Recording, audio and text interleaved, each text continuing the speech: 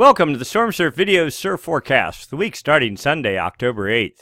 Looking at significant wave heights for the North Pacific Ocean, we see an area of seas 26 feet in the northern Gulf of Alaska aimed anywhere from east to northeast, and for the most part, not in the central California swell window. The cutoff is more over in this region for that area. But for Northern California, Cape Mendocino, Point Arena area, yes, in there, but really more focused on the Pacific Northwest and certainly more towards British Columbia.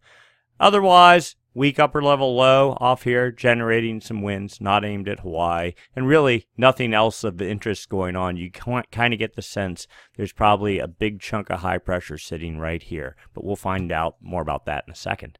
As usual, we'll start our tour off looking at jet stream level winds. These winds up about 30,000 feet help support the formation of gales, and when those gales do form, help direct their track. We're looking for a trough, that is something in the jet dipping to the south like that. And you know what? We don't see anything even close to that. The jet is pushing off the southern Kuril Islands, somewhere around 47, 48 north. Very fragmented, weak, undefined, and then finally somehow manages to consolidate itself over the northern Gulf, ridging way to the north. This is a ridge here that supports a clockwise flow aloft and down at the ocean surface, and is pretty much the indicator of high pressure. And even though there is an upper level low here, down at the surface we suspect high pressure is the norm. And then notice there is a trough here, but all over land. That would support, of course, counterclockwise circulation aloft and low pressure. But since it's not over water, that makes no difference to us. All right, moving on. Let's roll this out. Just see a fragmented pattern, a bit of a dip here in the jet is forecast on Monday. Weak winds flowing through it, maybe low pressure at best to result out of that.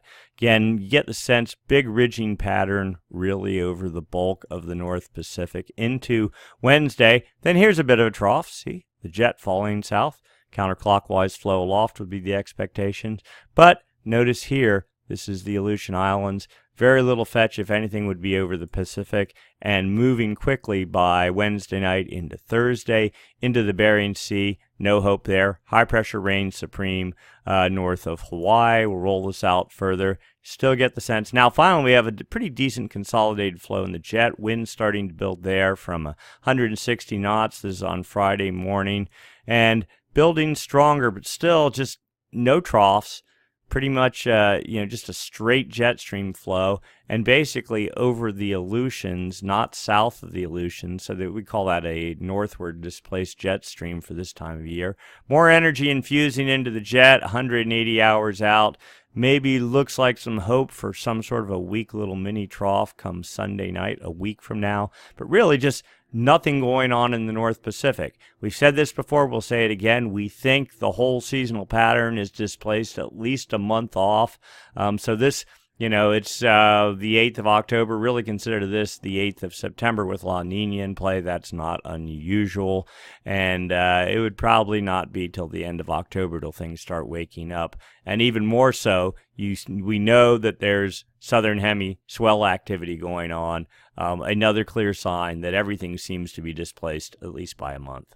Next up, we take a quick look down at the surface level pressure, surface level winds, and as expected, high pressure, 1036 millibars over the northern dateline region. Another high pressure system, 1032 millibars in the Gulf of Alaska. That's pushing the storm track up and over the top of that. There's our fetch. Gale in the northern Gulf was at 40 knot winds. Also, pressure gradient building along the northern California coast, 30 knot winds Sunday morning, and then cutoff low, two little fetch areas doing nothing relative to our forecast area, which is basically the U.S. West Coast and Hawaii. But of course, we keep our eyes out everywhere looking for significant weather activities. Roll this out. There we go. Remember, low pressure, northern Bering Sea. Another bit of low pressure comes Sunday night. Notice fetch here. 35 knots blowing off of Cape Mendocino Sunday evening. creating yet more wind swell pushing down the California coast. Also note there was at least significant southern hemi swell in the water. It's starting to fade with northwest wind swell pushing south against it. Not that that has any difference. An 8-second period wind swell and a 15-second period southern swell, they pass right through each other. Makes no difference in size, but it just crosses things up. Makes for a lumpy, jumpy, warbled mess. Certainly in northern central California, southern California a little bit more protected from the wind swell. Things probably a bit cleaner there. All right, moving on, we get into Monday. 1040 millibar high pressure coalesces in the northwestern Gulf, ridging to the east. That strong, impenetrable high pressure. You can see it just building into Tuesday, taking over the North Pacific, pushing the jet well to the north, or is it more a product of the jet stream ridging, creating the high pressure, chicken and the egg, right? Who knows which comes first, but the net result is no low pressure anywhere nearby. Fetch, northwest winds, 20 knots, pushing down along the North California coast. And then we get into Wednesday, a little bit of fetch associated with this, also starting to build 15, 20 knots, pushing towards Hawaii. Bering Sea, gale, storm actually in the Bering Sea Wednesday, all landlocked by the Aleutians, no swell to result. Look at that. Wow, what was that? 50 knot winds, still a storm. High pressure continuing to push along California into Wednesday night, starting to build here. Easterly wind swell for the Hawaiian Islands, maybe not huge, but certainly over 15, 20 knot winds over a good stretch of fetch the whole way from central California to Hawaii. That should do something. And building into Thursday, 20 knot winds. And again, more northwest wind swell for California. Just roll this out. Another low tries to get organized on Friday here, just due south of the Aleutians. Most of the fetch is aimed to the north. Probably not a whole lot from that. Wind swell, just look at this. Giant fetch the whole way from the U.S. West Coast to just off, a couple hundred miles off of Hawaii. 20 knot winds, that certainly should be good for wind swell. That is as of Friday night, if it all materializes, and then those winds start pushing over the Hawaiian Islands on Saturday. Continued wind swell for California. This high pressure system just in control, locking things down. High pressure ripping into Sunday relative to the Hawaiian Islands. Not so much for California, backs off. Still wind swell there. We're at 180 hours out. Another low pushes off. Sort of looks like the pattern setting up this dominance of high pressure, the dominance of north winds down the California coast, the dominance of abnormally strong trades into Hawaii are all symptoms of La Nina. The typical La Nina influenced, no active phase of the MJO kind of pattern. High pressure rules supreme in that.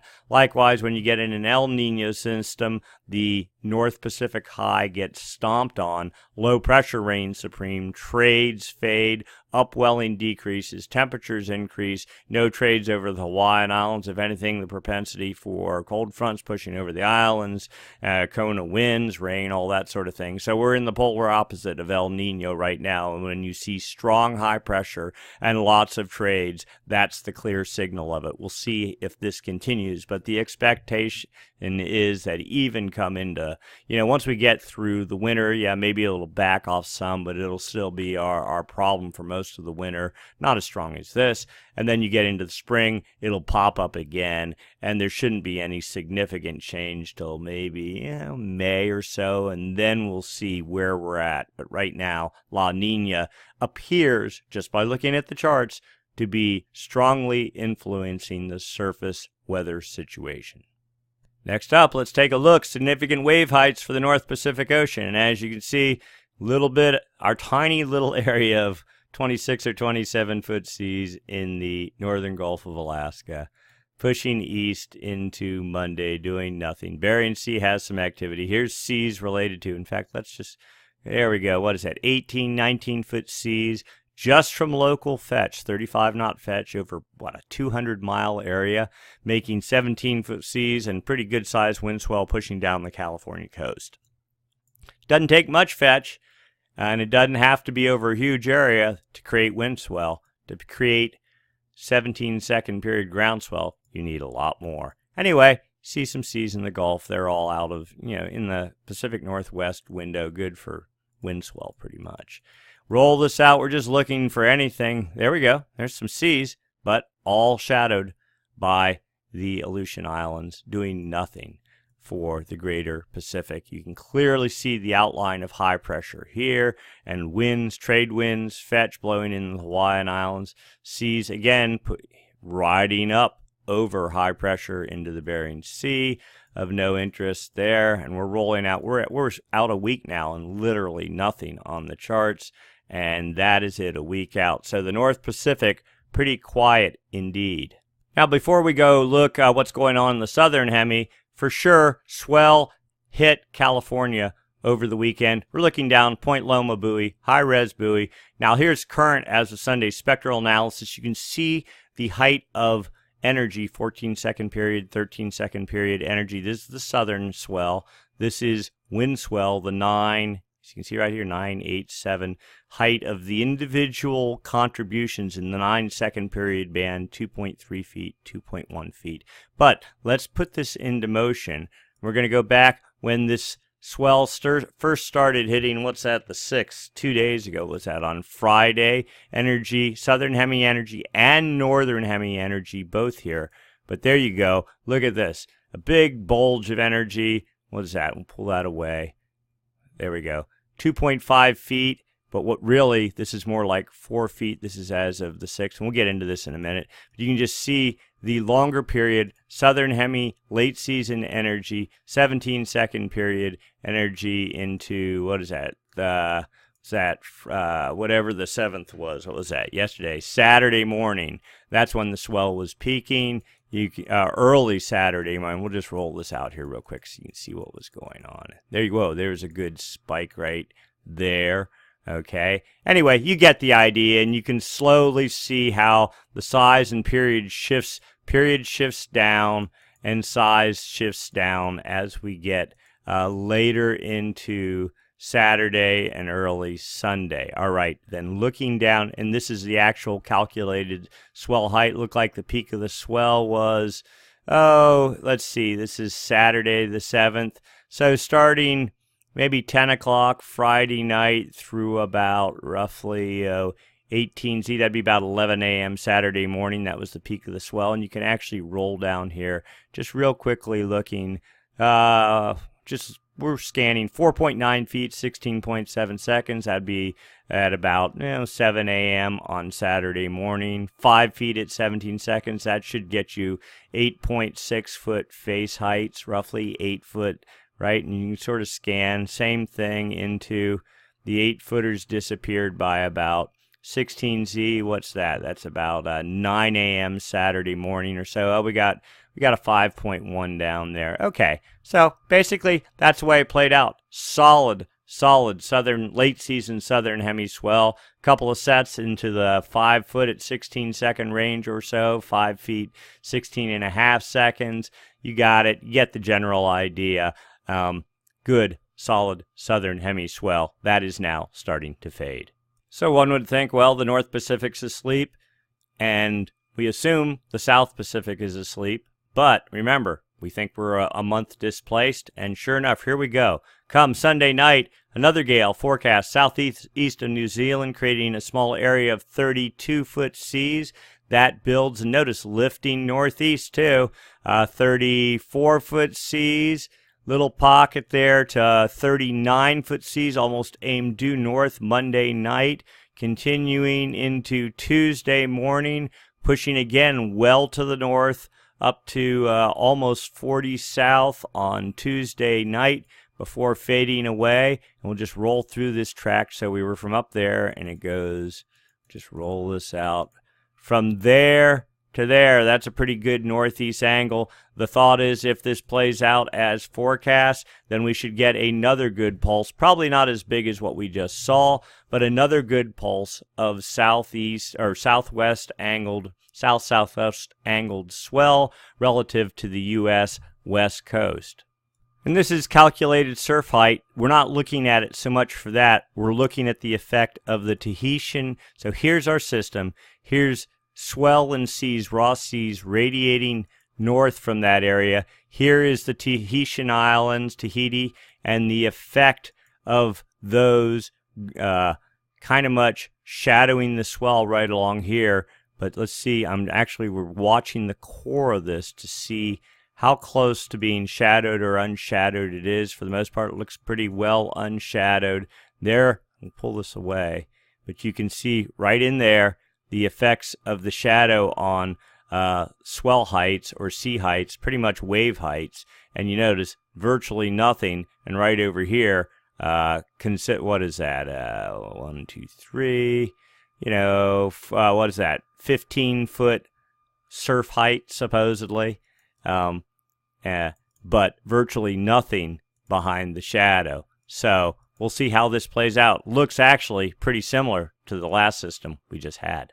Anyway, back to the significant wave heights. We're moving into Wednesday now, just looking to see if there's anything else forecast for the southern hemi. Rolling through this, the expectation is there is nothing.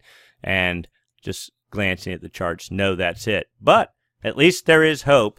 Wind swell from the northern hemisphere is the most likely option, and then another pulse of southern hemi swell possibly being generated in the next day or two, looking somewhat similar to the last swell we just had. That was swell number 2S. The second significant class swell of the 2017 summer season, another clear sign of La Nina in work. And then just a quick look at wind swell, zooming in, actual wind speeds along California and Hawaii. Not a whole lot going on right now other than California. That was Sunday morning. There's your 35-knot winds. It was actually forecast to be up to 40 knots, but reality now down to 35 knots. That's good. Doesn't take much to create wind swell for California. We'll just roll this out. You see that starting to fade. New high pressure, 1042 millibars, building Monday night off in the western Gulf. Hawaii, relatively calm winds. Enjoy it while you have it. Here comes the next high. You can see the fetch building ahead of the high pressure. And there we go. We're into Wednesday morning. The wind machine kicks up in California again. Also starts building relative to Hawaii as the high falls sort of this way, creating fetch. We'll just roll this out. The details, there you go. You can see this broad elongated fetch aimed at Hawaii come Friday, and even more so come into Saturday, also for California. And there you go. Saturday still just goes on. Strong high pressure. Wind swell for everyone.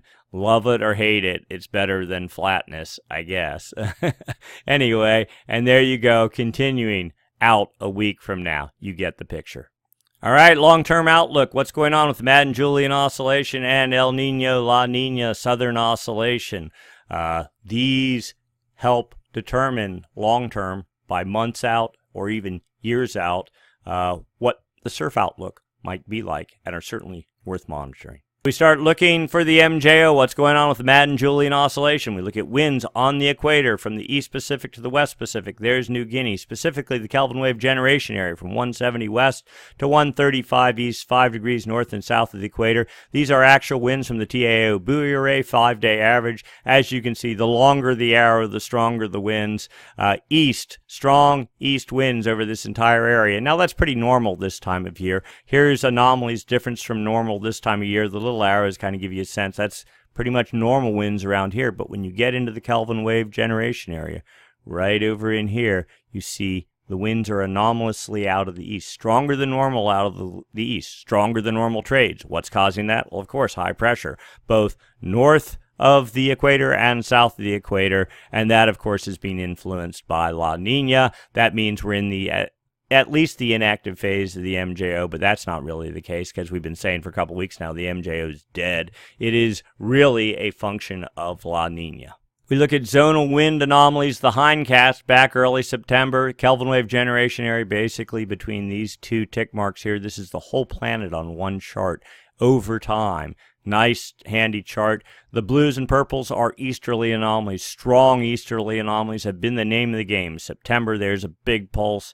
Again, later September, another pulse, a mini pulse in early October. Here's the forecast for the next 7 days in the Kelvin wave generation, and yet another pulse of easterly anomalies are forecast. What we really want to see is westerly anomalies here, or no anomalies at all, because easterly anomalies steal energy from the jet stream, push it to the north, support the building of high pressure. This is why the jet stream in the North Pacific is doing nothing, and also, for the most part, the Southern Pacific as well. This tends to feed a rather calm, relatively speaking, ocean state in the Pacific, and tends to therefore allow energy to build in the Indian Ocean and the Atlantic. La Nina years tend to favor the Atlantic and Indian Oceans, and El Nino years tend to favor the Pacific.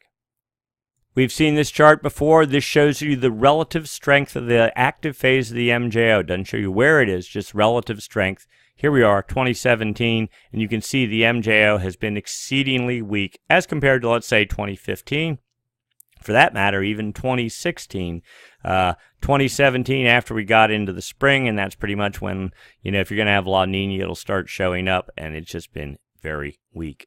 We look at forecast charts for the MJO. This is outgoing long wave radiation. Negative anomalies, that's blue, suggests the active phase of the MJO. That means more cloud cover. That means low pressure. That means the active phase of the MJO. Yellows, oranges, reds suggests more sunlight reflectivity, meaning high pressure, meaning clear skies, meaning the inactive phase of the MJO. The statistical model says pretty much just a dead neutral pattern, but what is a bit interesting, the GEFS model is forecasting the development, believe it or not, of the active phase of the MJO. That would be a very good sign if it were to be true over, let's say, starting about 5 days out, continuing out to 2 weeks, and probably a bit longer than that. That might actually help infuse some energy into the jet and get the North Pacific to wake up a little bit, at least according to one model.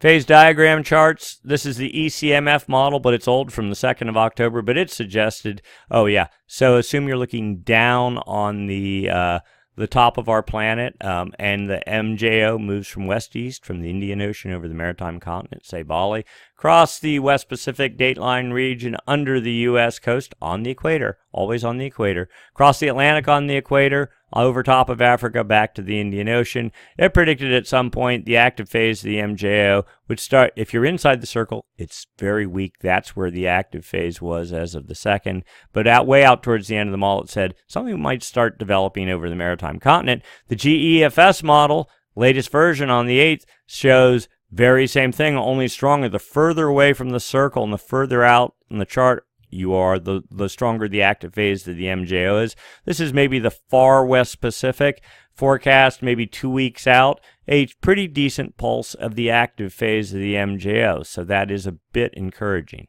Upper level model, same sort of deal. The reds and oranges are the inactive phase of the MJO. Area is not favorable for precipitation. The greens are favorable for precipitation, and this is now suggesting some sort of weak hint of the active phase of the MJO pushing off of New Guinea area come, let's say mid-October, working its way across the Pacific through the first week of November. But at that same time, the inactive phase, a stronger version of the inactive phase, building then after that. So it kind of looks like some of the models are starting to come together and say, hey, maybe something's going to happen here with the active phase of the MJO. We might just maybe, get a little bit of support for some gale activity in the Pacific Ocean. The CFS model has been, it had some troubles in here, as you can see, and things were all over the place, and we're not certain we believe any of this data right here, but it's also suggesting, so the dotted contours are a strong pulse of the inactive phase of the MJO with east anomalies over the core of the Kelvin wave generation area. It's roughly right in this area. Through about, for the next 5 days or so, but then it suggests the active phase of the MJO and westerly anomalies building late October into maybe the 1st of November. Then kind of a weak pattern after that, maybe another pulse of the active phase of the MJO, but we're not sure we necessarily believe this model. Things have been very strange since whatever happened in here occurred. But low-pass filter, now this is interesting too. Something else just recently cropped up. So this dotted line is sort of the La Nina signature, if you will, and maybe we can get this thing to go down here so you can see what's going on. There you go. There's the scale. Put that there so you can see it. Okay. So this dotted line now shows the inactive portion. This is what supports the La Nina portion of the ENSO cycle, moving directly over the Atlantic Ocean. And now what they're showing here is that the El Nino portion that's been all hidden over in the Indian Ocean is now starting to take root in the Pacific. Now that doesn't mean that we're going to move to a El Nino at all, but what it suggests maybe is lessening support for La Nina as we get deeper into the winter, and we'll talk more about that in just a couple of minutes. All right, subsurface temperature anomalies, West Pacific here, East Pacific here. As we've been talking about all along, warm water balled up in the far West Pacific, very shallow area of warm water in the east. This is the hallmark of La Nina.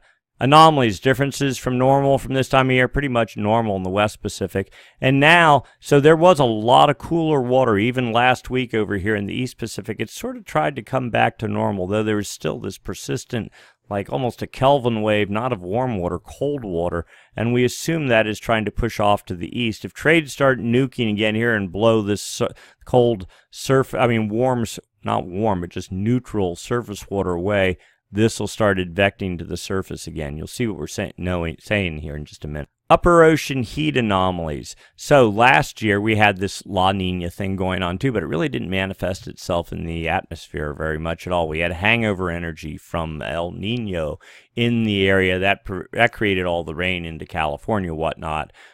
Anyway, warm water was in the west, cool water in the east in the November timeframe. We even had a little mini pulse. Remember, there's a lot of warm water. There was over in the West Pacific still, even after El Nino, suggesting El Nino hadn't fully discharged. 2 mini Kelvin waves, a little bit of warm water building up in April off of South America. But now here we are currently down here. Here's the second pulse of our La Nina. Now notice, we had, 1, 2, 3 shades of blue last year. We have 1, 2, 3, almost 4 shades of blue this year. But basically looking very similar at this point in time.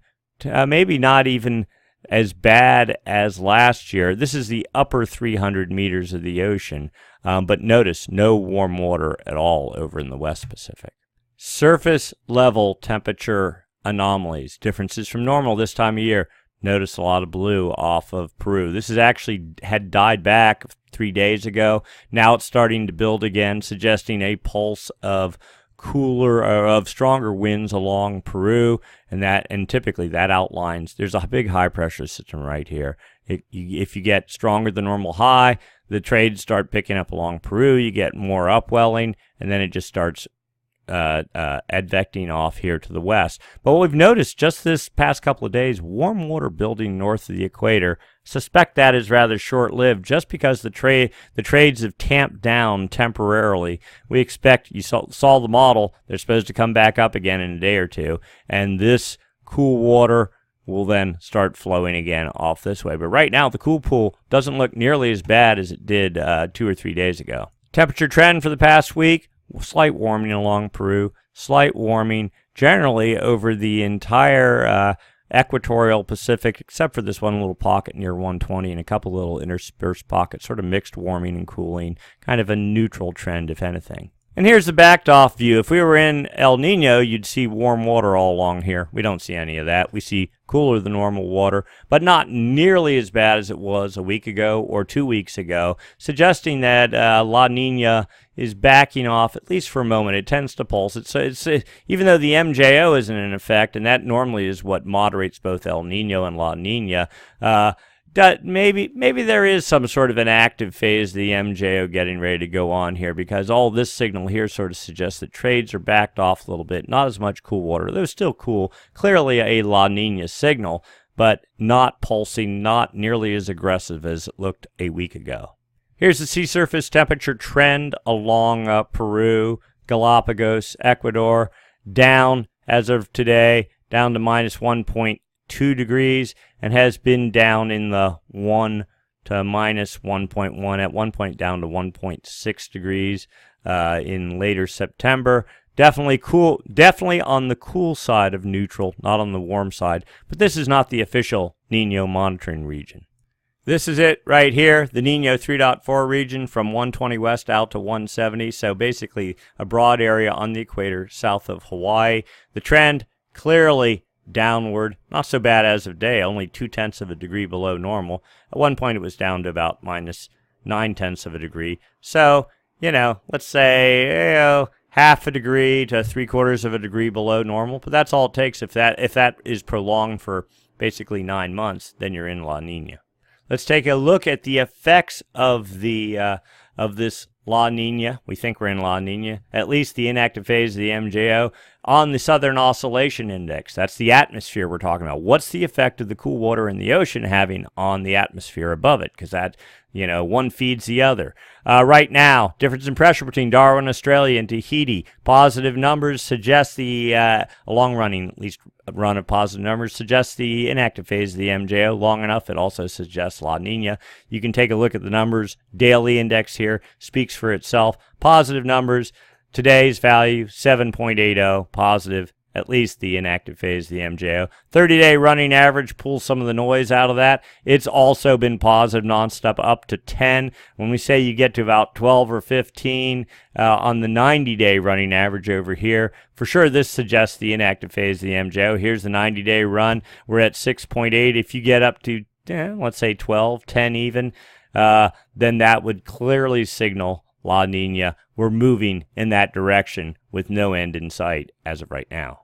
The ESPI index, very much similar to the Southern Oscillation Index, only it measures difference in precipitation in the area north of Darwin, Australia, and Tahiti. Negative numbers means less precipitation than normal in this area right here, and clearly if you have cool water in here, you have less evaporation, therefore less precipitation. Index -1.61. This tends to lead what's going on in the atmosphere, or lead the El Nino changes in the ocean temperature even by 3 to 4 months. So this is clearly signaling La Nina, drier right there. This is rainfall anomalies. So definitely drier over top of where you have cooler water. So this also signaling La Nina. And finally, the CFS version 2, Nino 3.4 sea surface temperature forecast. A little bit of good news here, not much. Here's the forecast. Temperatures down 1.35 degrees below normal in December. The good news is it was at -1.5, so it's actually backtracked a little bit. Maybe that has something to do with the fact that the trades have backed off a little bit. Upwelling's backed off a little bit. Maybe, just maybe, with perhaps the active phase of the MJO getting a little foothold in the West Pacific over the next couple of weeks. That'll cut a little bit more out of La Nina. But either way, we think we're sentenced this winter to a La Nina pattern, meaning smaller storms in the North Pacific, less storm days, less storm duration. That is, the storms that do form don't last as long, and therefore you get smaller swells, less frequency, and they are much shorter in duration. So that's just sort of what we're thinking is happening for right now. So to wrap it up, wind swell for sure looks to be the name of the game in the North Pacific for the next week. Good news is Southern Hemi swell appears to be on the charts and getting ready to be generated in the next 2 to 3 days, and that could give us something a week or so out from there. The bad news for Hawaii is that Southern Hemi swell, for the most part, won't be making it to Hawaii. It'll be focused more on California, down into Mexico, Central America sort of thing. But we'll take surf any way we can get it. And then, of course, long-term, La Nina still appears to be in the forecast, though maybe a hair bit weaker than what we thought. The thought is also longer-term beyond that. Well, yeah, we knew we were going to have to suffer with La Nina. A little bit last year, we actually got out kind of easy. We're paying for it this year, but after this year, we expect that to be over. We'll fall back into a neutral trend. The atmosphere will start to reorganize, and we'll be into a more normal swell pattern after that. So that's it for this week. We'll do it again next week, same time, same channel. Thanks for watching.